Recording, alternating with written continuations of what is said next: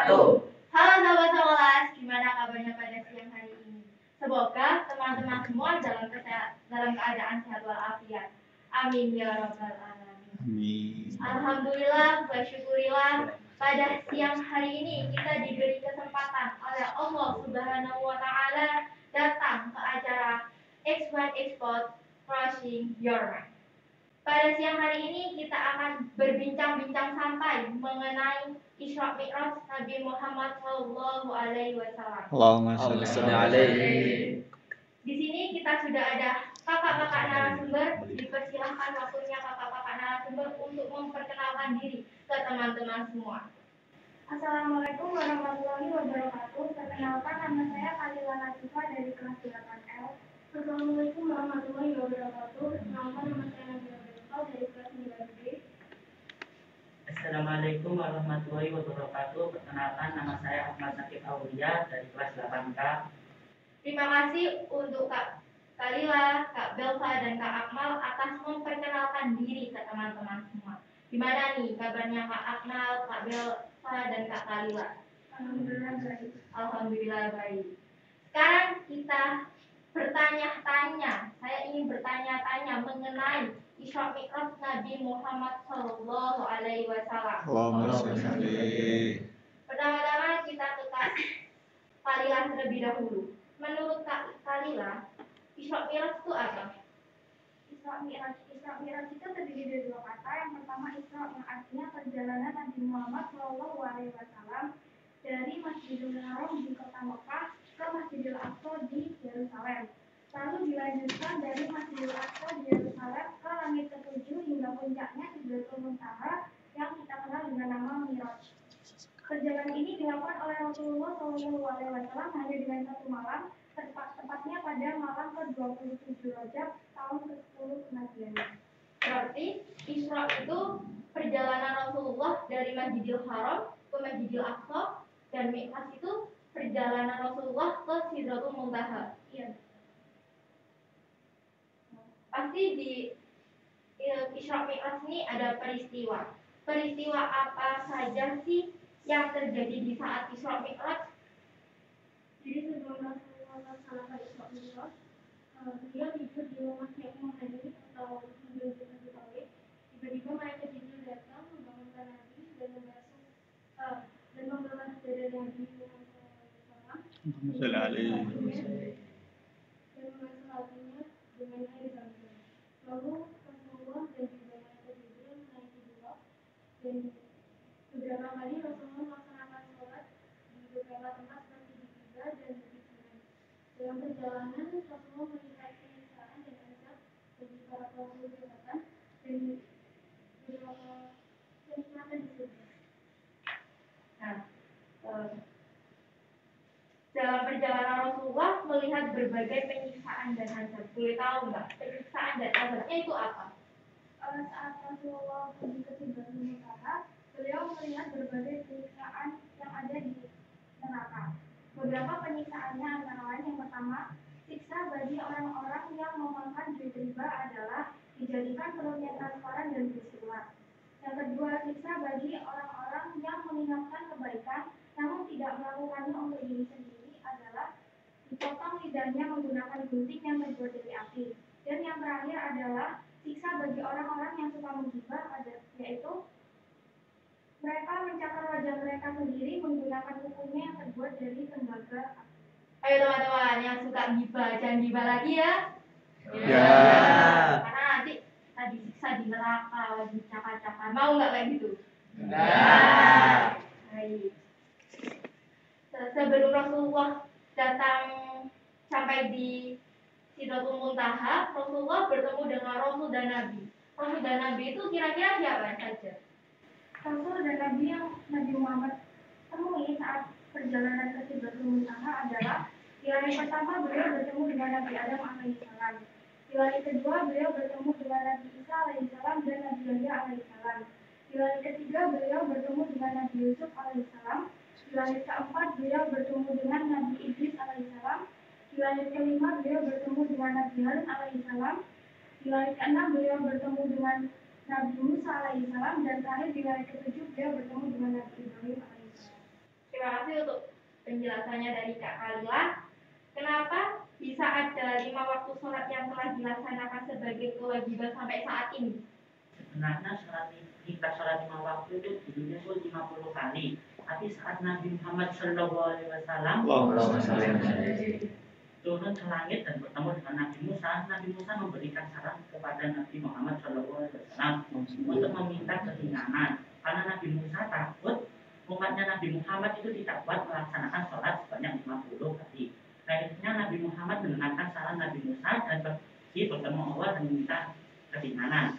Lalu Allah memberi keringanan. Sholat yang mulanya 50 kali ditingkatkan menjadi 45 kali dalam sehari.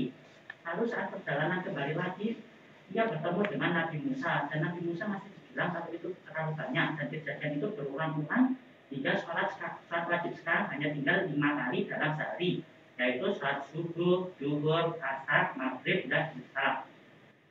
Terima kasih atas penjelasannya dari Kak Akmal. Berarti perjalanan Rasulullah ke Sidratul Muntaha itu untuk mendapatkan perintah Allah sholat yang langsung dari Allah. Dan itu yang awalnya 50 waktu sampai jadi 5 waktu. Karena takut umatnya tidak mampu. Terima kasih. Nah, aku mau tanya nih. Kan di dalam surat itu ada penjelasan tentang Isra Mi'raj. Surat apa sih itu? Dan silakan dibacakan jika bisa. Itu ada pada surat ke-17, yaitu surat Al-Isra, dan ayat yang pertama yang berbunyi A'udzubillahi minasyaitonir rajim. Bismillahirrahmanirrahim. Subhanalladzi asra bi 'abdihi laylan minal masjidil haram ilal masjidil aqsa. Minal masjidil haram ilal masjidil aqsa alladzi barakna hawlahu linuriyahu min ayatina innahu huwas samiul basir. Yang memiliki arti Maha Suci Allah yang telah memperjalankan hambanya pada suatu malam dari Masjidil Haram ke Masjidil Aqsa yang telah kami berkahi sekelilingnya untuk menunjukkan kebesaran kami. Sesungguhnya Allah Maha mendengar lagi Maha melihat. Wah, suaranya sangat mantap sekali ya teman-teman. Tepuk tangannya disilakan. Terima kasih untuk Kak Akmal sudah membacakan surat tersebut. Nabi mengalami Isra Mi'raj pada tahun kesedihan. Mengapa dinamakan tahun kesedihan? Tahun kesedihan atau Amrokan adalah tahun yang terjadi pada tahun ke-10 kenabian. Pada tahun itu Rasulullah SAW ditinggal mati oleh 2 orang yang sangat dia cintai, yaitu pamannya Abu Thalib dan istrinya Siti Khadijah. Berarti pada tahun itu Rasulullah memiliki 2 kesedihan. Yang pertama, kehilangan paman tercintanya yaitu Abu Thalib, dan kehilangan istri tercintanya Siti Khadijah. Nah, kan Rasulullah pergi ke Sidratul Muntaha. Sidratul Muntaha itu apa sih? Sidratul Muntaha adalah sebuah pohon yang ada di surga. Sidra yang berarti pohon bidara, yaitu saat Rasulullah melihat ke puncak pohon bidara tersebut terdapat cahaya yang sangat terang. Buah-buahnya semua bergelantungan dan daunnya sebesar telinga gajah. Dahan-dahannya jika diibaratkan seperti jalan akan butuh waktu sekitar 100 tahun untuk menempuhnya. Dan Sidratul Muntaha ini adalah batas ilmu pengetahuan semua makhluk. Jadi tidak ada yang tahu apa di balik Sidratul Muntaha. Berarti Sidratul Muntaha itu pohon di surga dan banyak sekali buahnya ya. Rasulullah itu ke Sidratul Muntaha menaiki buraq. Kalau boleh tahu, buraq itu apa ya? Buraq adalah hewan penggambar Nabi Muhammad SAW. Dan juga ada Jibril ketika Masjidil Haram ke Sidratul Muntaha. Diriwayatkan buraq itu lebih kecil daripada jabal atau kuda dan lebih besar daripada simak atau keledai. Dan diciptakan dari cahaya. Berarti buraq itu hewan tunggangan Rasulullah untuk menuju ke Sidratul Muntaha. Apa benar bahwa Nabi Muhammad menjalani Isra Mi'raj hanya dengan menggunakan rohnya saja? Pendapat itu tidak benar, Karena Rasulullah Shallallahu Alaihi Wasallam Muhammad Sallallahu menaiki buraq yang menunjukkan bahwa jasadnya juga ikut. Kalau hanya rohnya saja yang diangkat, maka Allah tidak perlu memutus buraq untuk mengangkat Rasulullah untuk bertemu dengan Allah. Berarti Nabi Muhammad menjalani Isra Mi'raj itu tidak dengan rohnya dan tidak dengan jasadnya juga. Oh, beserta jasadnya juga. Terima kasih penjelasannya dari Kak Akmal. Nah, pastinya di Isra Mi'raj ini ada amalan. Amalan apa saja yang terjadi di Isra Mi'raj? Amalan yang bisa kita lakukan saat Isra Mi'raj itu banyak sekali. Yang pertama adalah kita harus melaksanakan sholat lima waktu. Itu wajib karena pada dasarnya Isra Mi'raj itu merupakan perintah untuk melaksanakan sholat lima waktu. Lalu kita bisa juga dengan berzikir, bersalawat, karena saat perjalanan Rasulullah Shallallahu Alaihi Wasallam dan Jibril untuk ke Sidratul Muntaha, beliau melihat sungai yang lebih manis daripada madu, lebih dingin daripada salju, dan lebih wangi dari minyak misik. Lalu beliau tanya kepada Jibril, "Wahai Jibril, untuk siapakah sungai itu?" Jibril pun menjawab, "Sungai ini untuk umatmu yang bersolawat kepadamu di bulan Rajab." Dan mungkin yang terakhir kita bisa mendengarkan ceramah-ceramah yang berisi Isra Mi'raj untuk mengenang perjalanan Rasulullah SAW. Nah, teman-teman, kita harus mendengarkan ceramah-ceramah tentang Isra Mi'raj Nabi Muhammad Shallallahu Alaihi Wasallam untuk menambah keimanan kita dan kita agar lebih dekat dengan Allah Subhanahu Wa Taala. Pastinya di Isra Mi'raj ini ada hikmahnya. Kalau boleh tahu, hikmah dari Isra Mi'raj itu apa? Sebenarnya hikmah Isra Mi'raj itu sangat banyak sekali.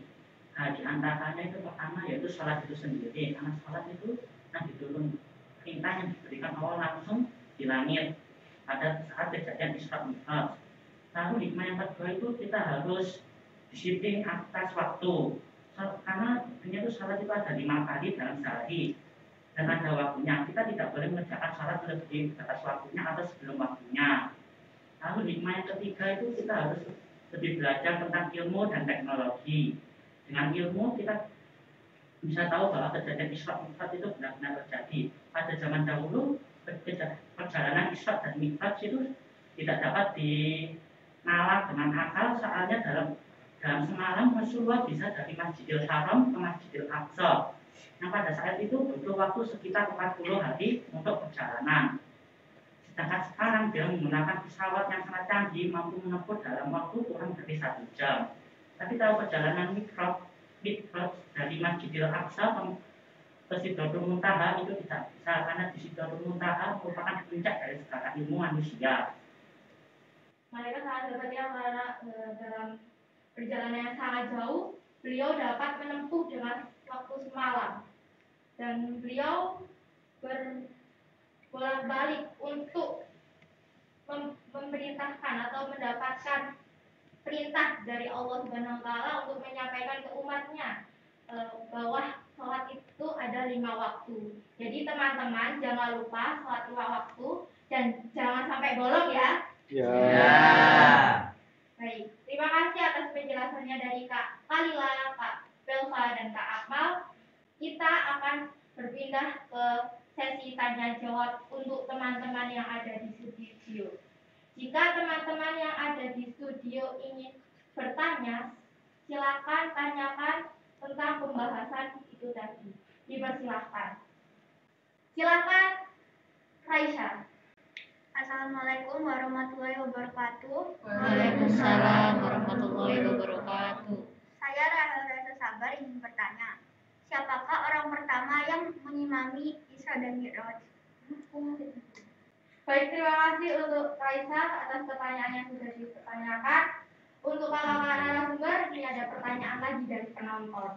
Siapa yang pertama yang mengimani Isra Mi'raj? Maka yang pertama kali mengimani Isra Mi'raj adalah Abu Bakar, karena dia merupakan orang yang pertama kali mengimani kejadian Isra Mi'raj saat setiap orang itu tidak akan percaya hingga ia mendapat gelar As-Siddiq. Nah, artinya dapat dipercaya. Jadi Abu Bakar mendapatkan gelar sidik itu karena dapat dipercaya oleh Allah Subhanahu wa taala. Untuk Aubrey Rizky gimana ini? Sudah paham belum sama jawabannya? Baik, sudah. Baik, terima kasih. Mungkin teman-teman yang ada di studio ingin bertanya lagi, silahkan tanyakan. Ya, siap Aubrey. Assalamualaikum warahmatullahi wabarakatuh. Waalaikumsalam warahmatullahi wabarakatuh. Saya Aubrey Rizky ingin bertanya, siapa sih yang yang tidak percaya kepada Isra Mi'raj? Siap, terima kasih untuk Aubrey Rizky yang sudah mempertanyakan sebuah pertanyaan. Nah, kakak narasumber ini dari penonton ada yang mau bertanya. Kenapa Abu Jahal dan kaum kafir Quraisy? Jadi ketika Nabi Muhammad SAW menceritakan kejadian tersebut, Abu Jahal langsung mendustakan perkataan Rasul dan langsung mengumpulkan orang-orang agar Rasulullah bisa dihukum.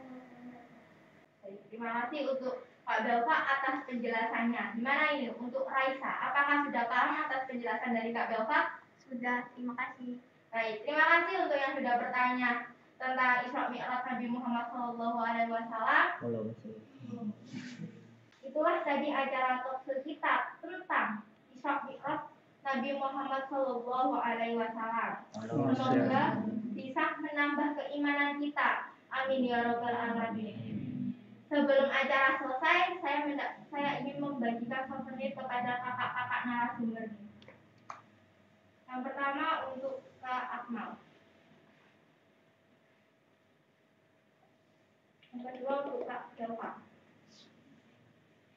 Yang ketiga untuk Kak Kalila.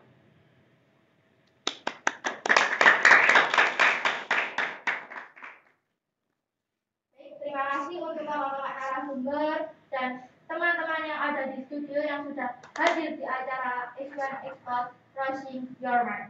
Kita akhiri sampai di sini. Wassalamualaikum warahmatullahi wabarakatuh. Waalaikumsalam.